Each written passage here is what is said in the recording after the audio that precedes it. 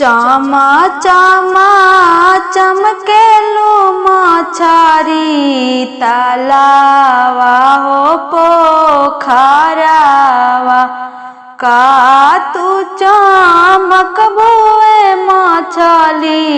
तालावा हो पोखरावा तालावा हो पोखरावा आई है मालवाए मछरी लगई है महा हो जलावा लगई है महा हो जलावा ओही जल में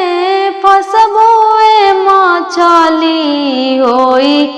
जैबू सापनावा होई जैबू सापनावा चह चह चहके कोयली पेड़ के हो पारावा पेड़ के हो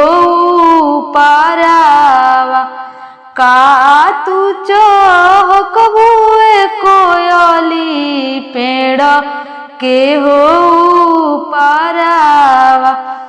आई है बहलिया कोयली लगई है आपन हो जलावा ओही में फसबुए कोयली होई जैबू सापनावा होई जैबू सापनावा चह चह चमकलू बेटी पापा के हो आंगनावा पापा के हो आंगनावा का तू चमकबुए बेटी पापा के हो आंगनावा पापा के हो आंगनावा आई है जानो दुल्हा लगई है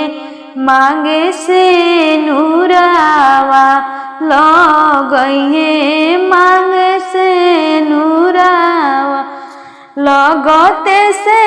नूरवा हो बेटी होई जैबू